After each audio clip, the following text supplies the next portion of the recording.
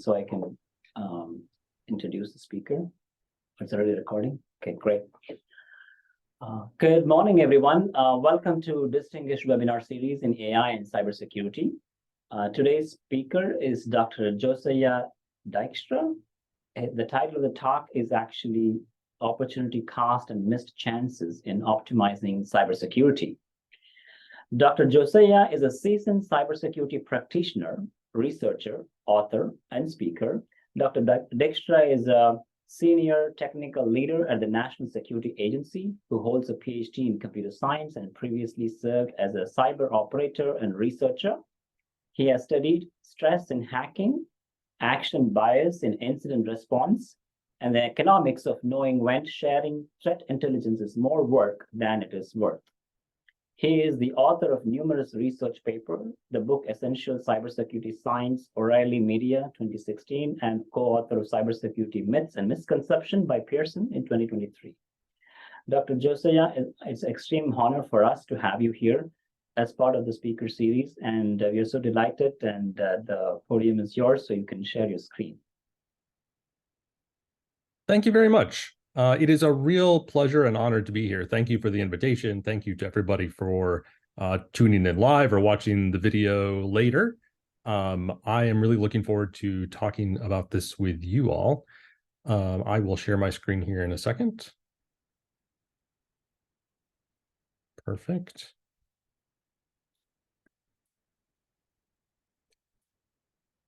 So, one thing I want to note up front is that I am looking forward to learning as much as you in this session. And I look forward to your questions. We will have plenty of time for those as we go along, specifically at the end. But I want this to be a conversation starter, not just a one-way lecture. I have been a researcher. I have not been a professor in a university, but I still do a lot of research. And so I come to this topic as a sort of research-minded practitioner. My full-time job now is doing cybersecurity technical guidance at the National Security Agency, but I have a background in computer science. That's my Ph.D., and I've done all of my work in cybersecurity, quite a broad breadth of that. I will say that this topic came to me not because I have any qualifications in economics, but because I have learned that that is an important topic in my day job. And what I want to do in this talk is talk a little bit about what I've observed. And I have a great co-author, Kelly Shortridge, who helped write a Communications of the ACM article with me that's already published that you can read all about this topic more. She works at Fastly, so also in industry, but does have a bachelor's in economics. She taught me a tremendous amount in this. Not all of this is things that I already knew. Just a government disclaimer, I am here as an NSA person. Where I want to start is think a bit about your day to day and how many decisions and demands you had on your time. Even if you are not sort of immersed in doing applied cybersecurity all day, every day, people in those jobs have the same constraints as you and me and everybody else. The people who work particularly in industry and in government, in whatever the cybersecurity job is, have to juggle a lot of demands. That's true for individuals. It's true for organizations. So the people doing the cybersecurity work might have to decide to spend the next hour of their day patching a system because there's a new vulnerability, or completing tickets for people who need their password reset, or doing an investigation of a potential compromise or a data breach. Not to mention, should that organization require everybody to have more training? And how do we hire enough people? All across cybersecurity, whatever the domain, malware, AI, forensics, all of it requires people to deal with limited resources. None of us have infinite time. None of us have infinite money, government included. So in those, in the need to juggle all of those demands, that requires us to make decisions all day, every day. If you start to think about that from the next moment of this day to the end of the day, I think you would count quite a few. It's everything from, should I have chicken or fish for lunch, to should we keep working on the paper before the deadline at midnight tonight, or just turn it in and be done? Should we at the university offer AI as an elective? Should I take that course if that elective is offered? Those kind of decisions just dominate our lives as humans. It's not a bad thing necessarily. It's a sort of value agnostic. It just is how we live our lives. But that means that we as computer scientists, as cybersecurity experts, can think about that. And it has a real implication, I think, to how well security meets the goals and objectives that we have. In theory, any of those decisions that we make all day, every day, is the kind of thing that economists have studied for ages. And they have historically thought that all of us are perfectly rational people, that we would consider all of our options and make the optimal decision for any of those choices. I think economists like you and me have learned that that is not true. Most of us do not consider all of our options. We consider some of them, maybe the ones that are right in front of us. And that's where I'm going to go with this conversation is, what are the other choices that we give up? Here are three that people in cybersecurity might deal with on a practical basis, which is, you have a budget. How will you spend it? How will you allocate those dollars in cybersecurity? I think there's now a card game for people learning cybersecurity where they have to make choices about, am I going to buy a firewall or backup solution to allocate a budget? But all of those choices have compromises, because if you spend that money on the firewall, that dollar cannot also be spent on backups. Those allocation kinds of choices are one way that we might want to optimize our budget for whatever that means. Another is in terms of time, because decisions and value doesn't only come from money, but also in time. Should we hire another person to join the malware analysis team because we have a lot of work to do? Or should we invest that money instead of on salaries in tools or in automation, perhaps? That's a different choice, but you probably can't do both with the same dollar. Maybe you can get extra money and do both, but the same dollar cannot do both. Third example, imagine you launch a startup company. You have a brand new, fabulous solution, but when do you go to market? Do you continue to add features? Do you continue to fix bugs? Or decide it's time to release it, we'll fix the bugs later? These are three of thousands and thousands of examples that you probably could come up with even off the top of your head. I'll note just now that there's a common conversation in business about the return on investment, which is, if we pay $1,000 a year for backup software, is it going to save us at least $1,000? It wouldn't make any sense if you paid $1,000 for security to prevent a mistake that only costs $10. That's irrational. It's a waste of money. But return on investment is different than thinking about, what are all of my options and how do I calculate the expected benefit of the different considerations? And what we'll get to in a little bit is, you can become paralyzed in that analysis. So knowing the precise dollar values is not nearly as important as at least thinking about the fact that there are alternatives, and maybe they're not exactly the ones that you're looking at. Let me also say that in practice, this problem manifests for lots of reasons. And one that I want to point out here is, the things that people say aren't always what they mean. So a manager, a boss in cybersecurity might come to the team and say, find us the best tool to find bugs in the code, the best code scanning tool. That misrepresents, I think, what they intend, and it prescribes a very narrow view of what the solutions might be. So the team might go off and compare commercial industry tools for code scanning and come back and satisfy the question that the boss has asked. But maybe that isn't the optimal solution to the underlying problem. So what maybe that manager, that boss means is, team, I care about minimizing the impacts of bugs in the code that we produce. And even though the boss said out loud, find me the best code scanning tool, there are certainly other options than code scanning tools. And the security team might go off and brainstorm and say, well, what if maybe we just need more training? Maybe it's that we could minimize bugs with tools. Maybe we just need disposable infrastructure so those bugs don't become a problem. Or maybe we need standardization in the way that we write code or libraries. Maybe we just need whatever it might be that isn't necessarily the code scanning tool. This gets to the question of, what is the root issue? What is the root problem to be solved? Or maybe to put differently, what is the future that you want? Leaving open without prescribing what those solutions are. Let people broadly consider their options.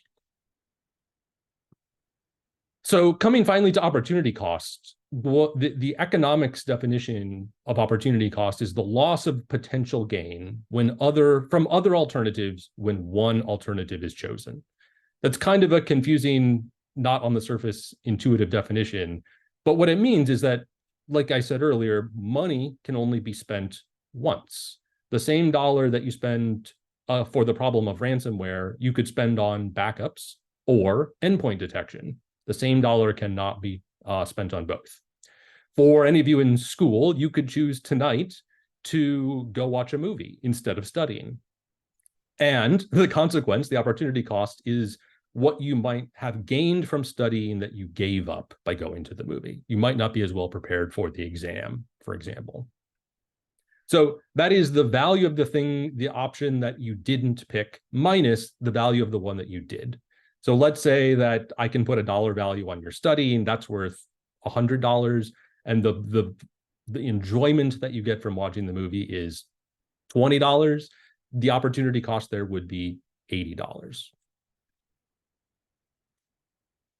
For better and worse, in my opinion, the words cost and value are very much overloaded. And so I want to talk a little bit about what I mean and maybe how to expand your thinking about that a little bit. It can seem very difficult when people start to think about opportunity costs, like, I don't know how to quantify the value of either the cost or the value. For any given choice. What does it mean that I'm going to choose to take a vacation to California versus Italy? How do I put a dollar value on that? I'm going to say that I think it is both possible to quantify, but not that important. The precision there doesn't matter. And in cybersecurity, it's worth noting that even when you can put a dollar value on something, the positive outcome for one person might be a negative outcome for another. So you might have to sacrifice how happy users are with the software that you developed, where that is a huge, that is value to those people and maybe value to you as the software developer, but it might be a huge cost on the security team who now has to deal with vulnerabilities or bugs that they need to fix. So it can be a trade-off, those negative externalities. In the paper, Kelly and I tried to brainstorm some of the costs and the values, and I'll put up a couple of the screenshots from the paper here. So in addition to things that are easy to quantify with dollars, are things that we sort of tongue-in-cheek called intangible. And I'll show you those a little bit more here in a second. So a cost, for example, might not only be how much it costs to employ somebody to do malware analysis, but also how quickly do they get burned out? It's not sort of intuitive that I can put a $5 cost on burnout, but it does have real implications for an organization. If I have to replace that person, train them, that very experienced person, if they get burnt out, is a burden, is a cost on the organization. And these fall at different levels. So you as an individual user or an employee have different things that matter to you than the company does, or society broadly does in general. But just again, to narrow down, even on time, if somebody comes into my office this afternoon and says, "Hey, Josiah, can you please review my slides?" That is a cost to me. It's not that they have to pay me money. It's that I can't spend that time responding to email or making other decisions while I'm reviewing those slides. Just wanting you to think broadly about costs there. So here too is the sort of flip side of this, which are benefits, both tangible and intangible. An organization might get benefit from value or from revenue, things that money that they make by selling their service or their product. But also, like the flip side of burnout is satisfaction. How satisfied are your users, consumers, employees even, to work for that company? And so spending money by giving everybody free donuts in the morning might cost you $10 for donuts and might have a huge impact on maybe employee satisfaction.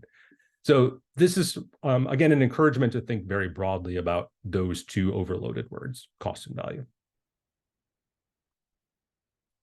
In decision-making, it can be very difficult for people to know what all of the options are. What are all the alternatives that I could pick that I'm not even seeing? Those choices, those alternatives need to be what an economist would call salient. They must be easy to come to mind. It must be possible for somebody to be able to compare them. So if I see this menu at the coffee shop, those are the choices that are narrow right in front of me. The alternatives, like, for example, water, are not salient. They're not listed there as an alternative. Maybe I went into the coffee shop because I'm thirsty.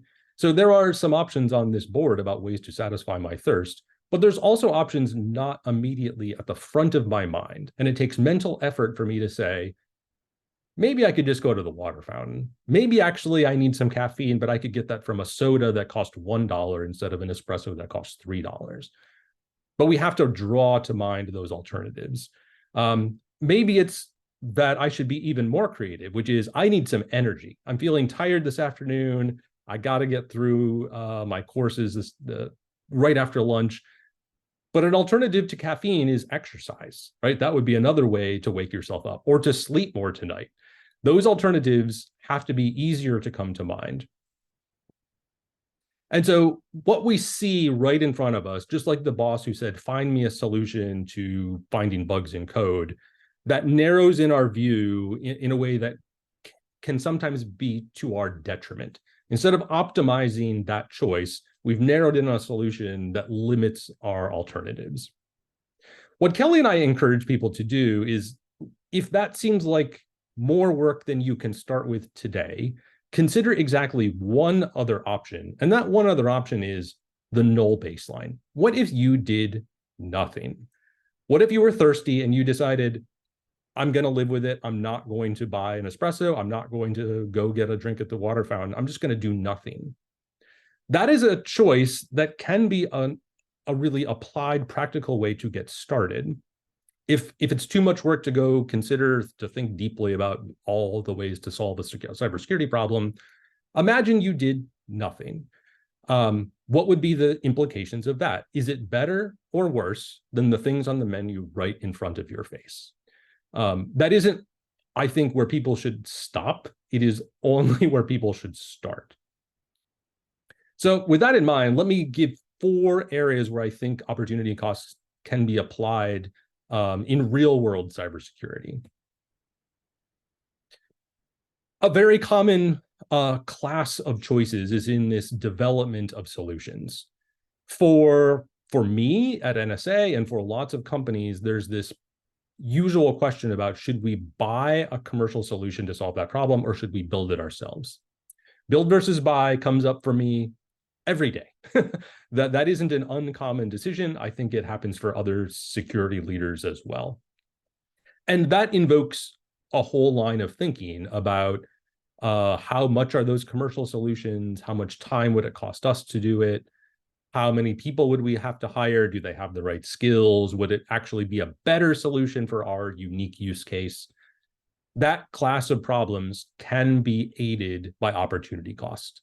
And just asking the question, build or buy, at least opens the aperture of options a little bit. It leads us down 2 roads.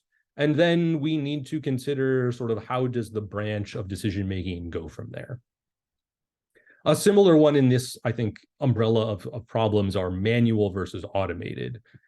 What are the pros and cons? What are the costs and values of somebody manually looking at malware versus an automated system doing that? Can the automated system perform as well as a very experienced human? Does the human require a lot of sleep, where an automated solution could continue to look at malware during the night when the humans aren't at work? Or if the question is, how do we get through more malware analysis, maybe manual versus automated is the wrong question. Maybe I'm being the bad manager by asking the wrong question in that particular case.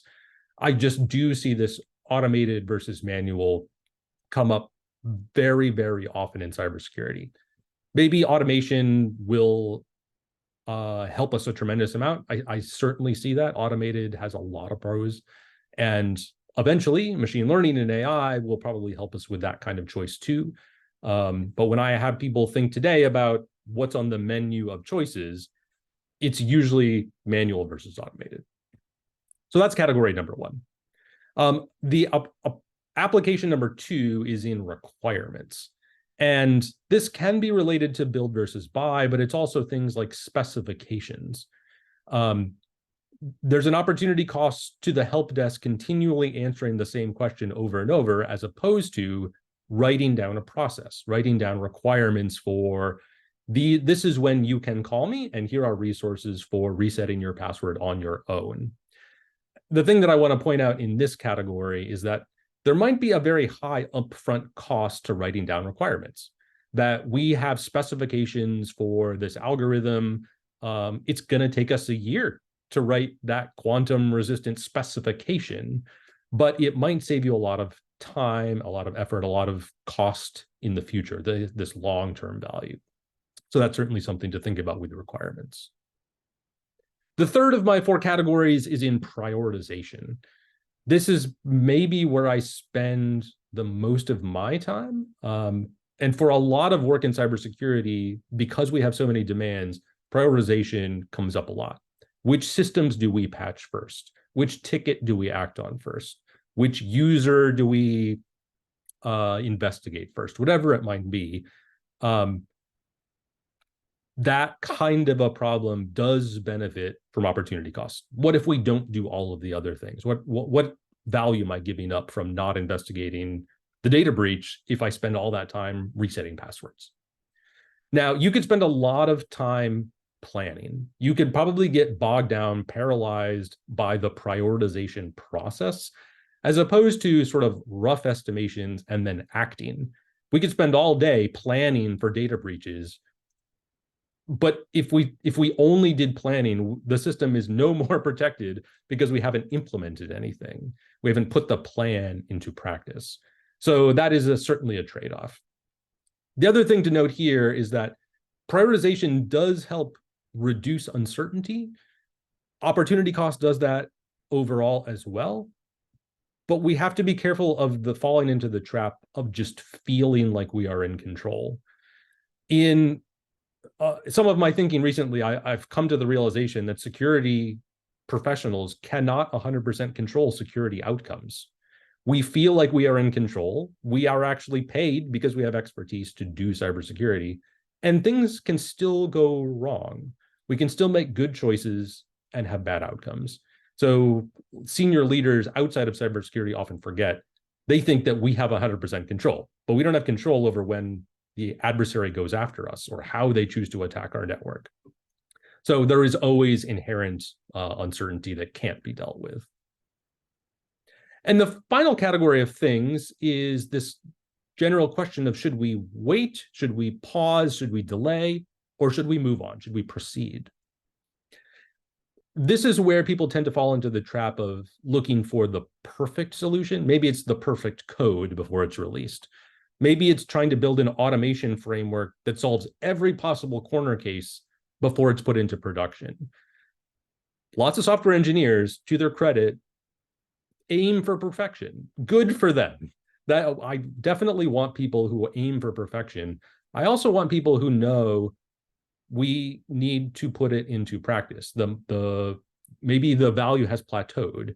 Maybe there's too much cost in delaying. We just need to put it out and get it used now.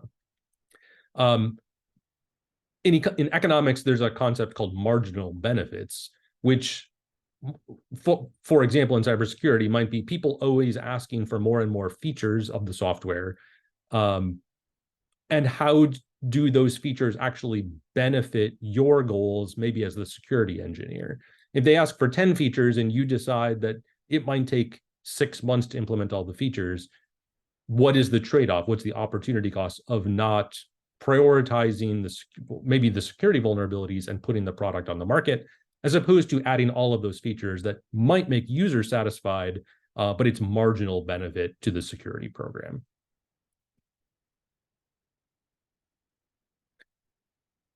One way to think more deeply than the null baseline is to ask yourself and to ask other people questions related to the opportunity cost. And one is called willingness to pay, which is a common concept in economics. And it's questions like this. If a company says you have to use the VPN to connect to the corporate network from home when you're not in the office, ask them, how much would you pay me to avoid using the VPN? This is sort of a proxy question about what is that worth to them? What is the value, the cost imposed on the user because of that seemingly intangible thing? And maybe you don't actually, maybe this isn't a real offer. Maybe people cannot pay not to use it. But if they say, I'm annoyed, it's one extra thing I have to run on my computer. It takes a little bit of time to connect to the corporate LAN. But you know what? It only takes me about 30 seconds a day. I would pay you $2 not to have to do it. That's different than somebody who says, this ruins my life. I can't do any work. I waste so much time. I would pay you hundreds of dollars to avoid using the VPN. That can be an insightful way to think about the intangible burden on that person. Not the only way, but one kind of question that I kind of like. I also mentioned a little bit earlier that we can become paralyzed by the opportunity cost itself. And so I want to put that as a real thing. I don't want to hide it. It is real. It could actually happen. There's opportunity cost of opportunity cost. So as I said before, it can feel like we need very precise measurements, when in fact, I think it doesn't have to be as tedious or time-consuming as it seems. And that's all the more reason why we suggested starting with the null baseline, because it's pretty cheap and easy and fast to say, of the options we have in front of us, let's consider one more, which is to do nothing. We don't want you, I don't want anybody in cybersecurity to analyze forever and never get to the doing, to do all of the analysis. That sounds nice on a whiteboard, but in practice, it just isn't helpful. So a couple of notes to share with you as researchers and as academics and people who are going to go into this field. Number one, you are all smart people. You're going to innovate. You're going to create new things. I would encourage you to think about the opportunity cost of people who might adopt your tool, your technique, your algorithm, your software. What would it take? What is the cost on somebody to adopt it, to use it, to replace maybe what they're doing with yours? I don't know that this has to be a section in every paper you write, but think about it, because there are real world constraints. There's lots of reasons why practitioners don't adopt research, but one of them might be, I just can't afford, whether that's time or money, to change. Make it easier for them, right? Help at least empathize with the situation that they might be in. And actually, I'll give you two ideas for research topics at this intersection of opportunity cost and cybersecurity. One I hinted at earlier, which is this comparison between short-term and long-term. How might we help people in cybersecurity make better decisions, even if there's a high upfront cost that has long-term benefits? I don't know the answer to that question. It would be helpful for me as a cybersecurity leader to know how to think about that problem a little bit, because I might be dissuaded from spending a month, 3 months upfront for something that I can't imagine how useful it's going to be in the long term. It's easier for my brain to think about the sort of immediate tactical choices of value and cost. I would love for somebody to help me in this short-term versus long-term. The other that I think is relevant to cybersecurity, perhaps differently than other kinds of opportunity cost, is different scenarios. So I am making assumptions in my decisions, sometimes explicitly, sometimes implicitly, about the circumstance. What is the kind of adversary, let's say a nation state, that I'm trying to defend against? And my decision is framed in the context of that scenario. But a company who is a small business should be making different kinds of decisions than a huge mega corporation. So how can we maybe predict or model that opportunity cost under those different scenarios? I don't know what that means, Maybe it goes along with the first item on the slide, which is when you think about how your solution will be used in practice, maybe it isn't universally the same answer. Maybe it is that this software is going to do the most good for a large corporation, right, who has millions of users and deals with a different kind of threat than a small financial bank, community bank, for instance.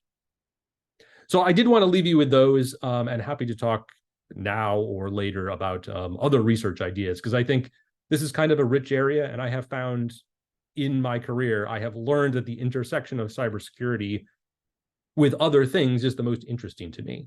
So this is cybersecurity and economics. I think there's a whole other rich area of cybersecurity and psychology, for instance.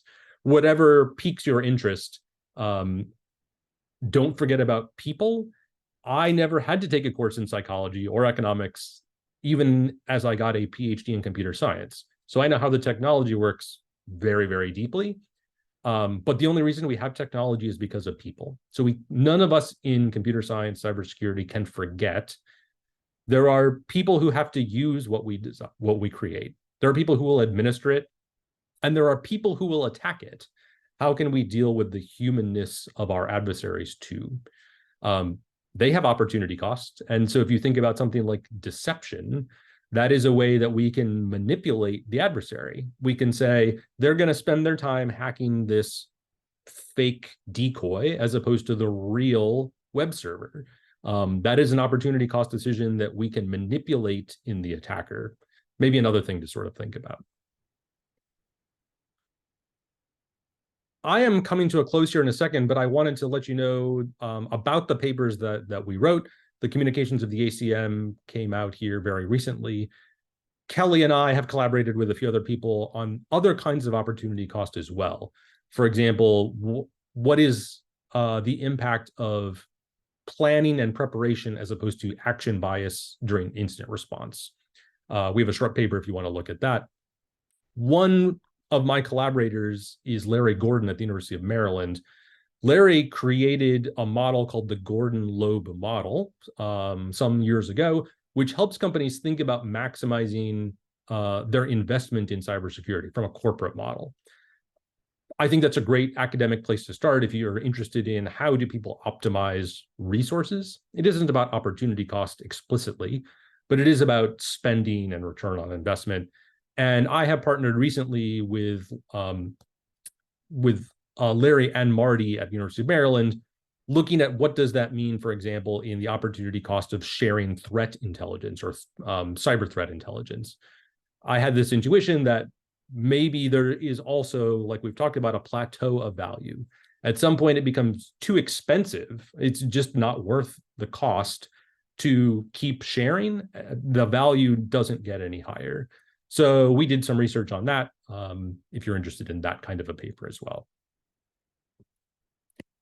And with that, I'm going to leave up my email address here for a second. You are welcome to reach out anytime. If you want to talk about this topic or any others or careers in cybersecurity, please reach out.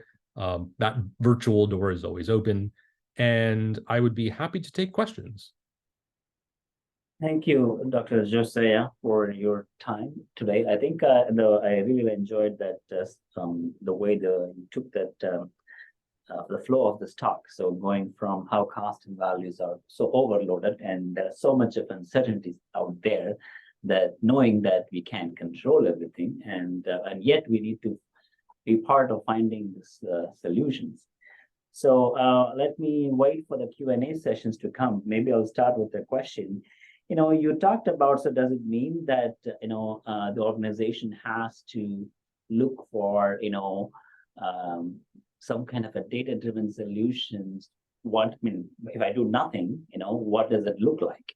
and what is the cost of that? And then maybe pick those hybrid combinations that you talk about for, what is important to me for short term, the risk prioritization, wait and proceed, the requirements that you talk about, and one should think about prioritizing them for short term versus long term, considering whatever the resource allocation issues they may have. I don't know. I think I'm throwing very big thing over there, but I just wanted to see that, it's kind of difficult to quantify the expected benefit of a given choice. Do we know that answer? And we don't know. I'm not sure how good organization can able to quantify that choice, and any thoughts on that? Yeah, let me give maybe an overly trivial example, which is imagine you have a network at home or in a business, and what if it had no cybersecurity? Like imagine there was no firewall, there were no passwords. Like what is the worst that would happen? And I think the flip side of that coin is like, what are you trying to protect? What do you have of value? If all you do is like read the news on the internet, does it matter if somebody gets in? Is it even worth a $10 firewall or the 10 seconds it takes to set up a password?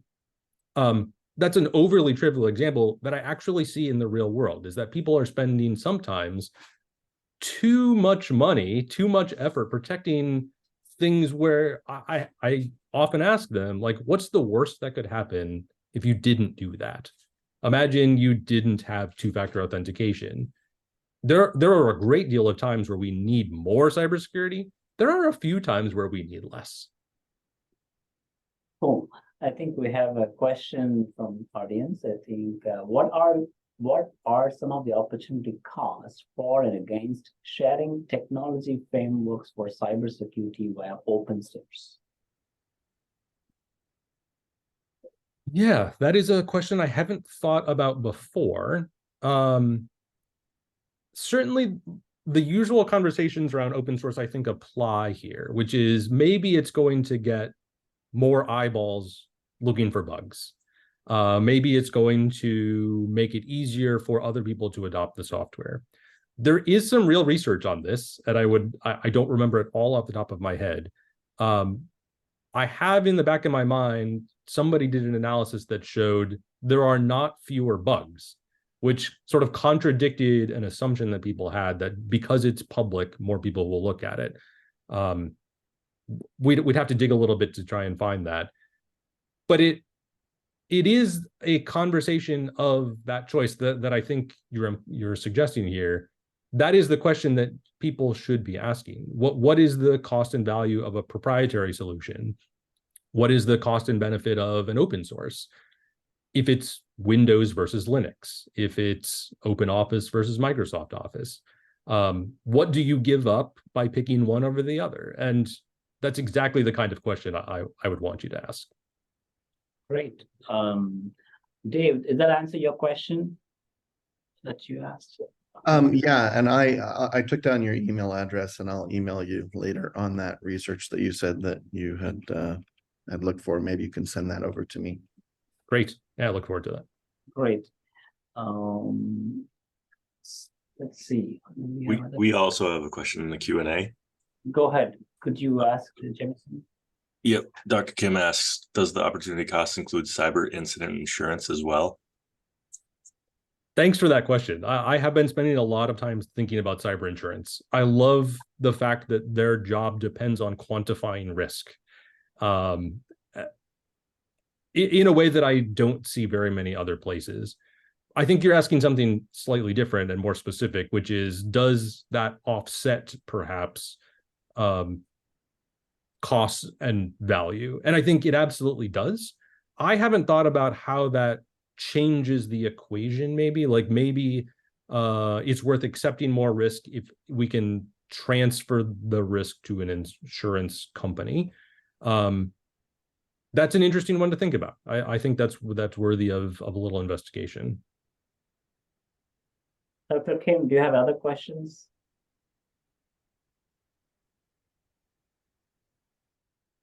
Okay, we have one more.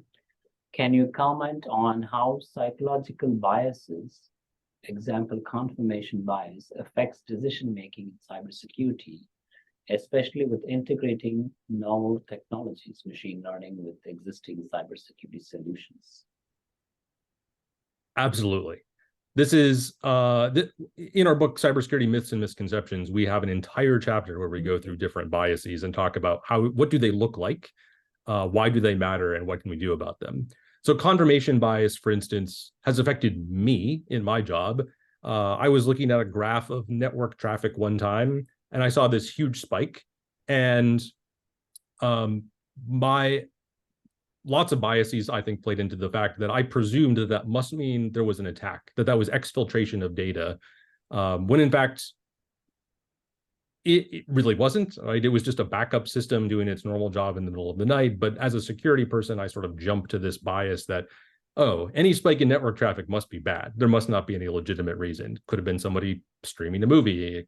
In this case, it really was the backups happening. Confirmation bias, I think, shows up a lot in research as well, where we are looking at the data seem to say what we expect, it confirms what we wanted to find, and we stop. That is an unfortunate part of research in general, not just in cybersecurity. Oh, I have more questions. I think this is more like I can follow up on what the previous person said. Could you please share your thoughts on the potential opportunities and advantages that AI brings to the field of cybersecurity?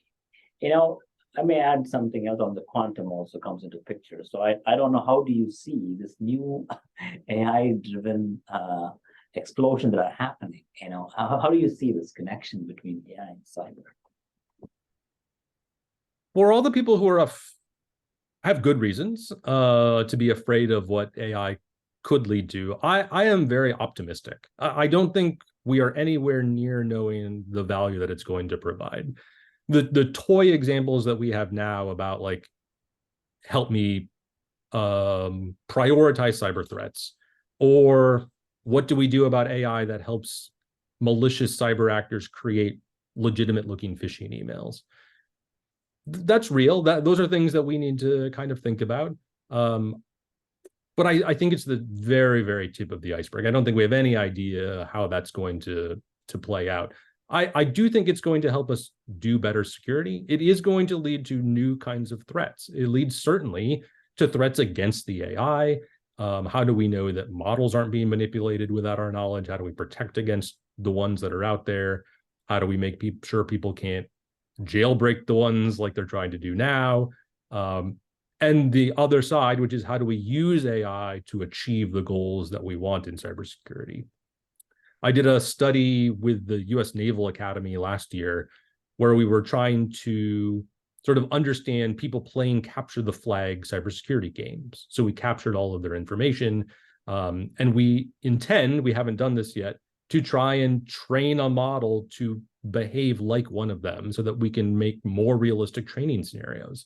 Can I have that person emulate? Can I have that machine emulate? This is what Josiah would do next, and use that to help build better defenses. So I think there's lots of creativity here. I really am excited about the things that are popping out these days. I have a question on what are the regulatory and compliance implications of not implementing a cybersecurity solution? Do you think organizations need to do the minimal thing what the compliance dictates, to manage the cost? I have very strong opinions about compliance, which is it is necessary and not sufficient. Compliance is not the same thing as security. I do a little bit of work outside of my NSA job in healthcare, which is a regulated industry. People in finance have this as well. The compliance standards get to a minimum bar, but you can be 100% compliant and still not be secure. You can do everything that the compliance standard says. Doesn't mean you won't get attacked, might not even change the probabilities at all. What it does help is with companies who might do nothing. They might not do any patch management. They might not do any training if they weren't forced to do it, and compliance does force them to at least get to the minimum. Thank you. And one more question. What models exist to help apply AI to predictive modeling around opportunity cost prediction? Obviously, ChatGPT fails as this at present. Great question that I do not know the answer to. But that interests me a lot. I would be interested to know. I haven't even asked ChatGPT, for example, like, to help me consider other options. This is what I'm trying to do. These are the options that I'm looking at. If I said like, broaden my aperture, show me things that are different than what I'm considering, what it might say, or whether it would fall prey to the usual human narrow scope of options there.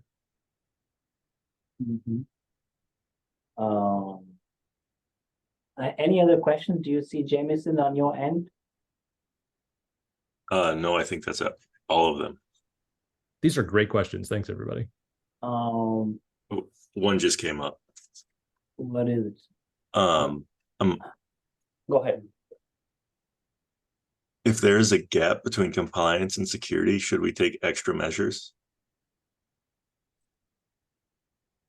I think the truthful answer is that it depends. Everybody is different. Every situation is different. How much money you have, how much expertise you have matters. So I don't want to make an overly broad generalization. And I think in my practical experience, the answer is often yes, take measures beyond the minimum compliance. So if compliance says you must have passwords, but it doesn't say you have to have two-factor authentication, I think you should go above and beyond what the minimum is and also have two-factor, because for almost everybody, the cost, the benefits wildly outweigh the costs. Especially if you're protecting your bank account, your personal information, your healthcare. I think it is worth going above and beyond the minimum compliance. Yes. Sorry, go ahead. Go ahead. Who is it? Oh, the follow-on comment was about like in developing software. So if the minimum compliance is you have to have an encryption algorithm to say we're going to pick the strongest quantum resistant algorithm, probably is worth going above and beyond that minimum level, the minimum specification. What is your, speaking of quantum, what is your perspectives of quantum to cyber? What is your, as an expert in cyber, what are you hearing from industries or in your conversation? Are we there yet, and how long it's going to take? Yeah, quantum means a lot of things, and there's certainly a lot of advances going on. In quantum cryptography, for example, nobody is aware of practical breaking of quantum, that the quantum computer can actually do what we suspect will eventually be possible. And we must be prepared, right? Quantum resistant algorithms must be done today. We cannot wait for those, for the problem to manifest before we're ready. We can do it now, and we must do it now. And you may have talked about this, but let me ask you now, how does implementing a cybersecurity solution impact organizations' productivity and operational efficiency? Say it one more time. How does whether implementing a particular cybersecurity solution impact organizations' productivity and operational efficiency? Organizations should also consider cost models for measuring or quantifying productivity and its efficiency? I can think of very few examples where the cybersecurity did not impose some cost. It slowed people down even 1 second to type in a password or a two-factor code, or it was another piece of software that had to be installed on the endpoints that didn't have some cost. Now, there are, I think, thankfully, more and more sort of automated cybersecurity that happens for us on our behalf in the background. So, for example, automatic updates on my phone impose very low cost for very high cybersecurity value. I don't have to go in and check those the way that I used to. I don't have to see if there's updates available. They just get installed for me. I think that's terrific. I think that goes to that concern that people say, well, I can't afford, I don't have time to do that. I don't want to, I'm too busy to think about it. If the right thing can just be done for us automatically, all the better. Gene Spafford at Purdue and I wrote a paper about this invisible security idea a couple of years ago. I think it gets to exactly what you're going at. Great. Any other questions? Do you see Jameson on your end, or are we done? Yep. Dave asks, we often see regulated industries accept fines and fees for non-compliance as a good business move from a ROI perspective. What can society do to ensure that costs for non-compliance are made sufficiently high in order to ensure compliance? Excellent question. I don't have the answer. There are certainly examples of this, right? Delivery companies in New York City are willing to pay fines for keeping their truck on the street because it's just worth it to pay the fine. I'm sure the same happened in cybersecurity. I don't know any specific examples, but I think, yeah, raising the cost is potentially a way to make that better. Well, I think, are we, Jameson, do you say anything? Yeah, one more. Sivram asks, how can machine learning be used to detect and prevent cyber attacks in real time?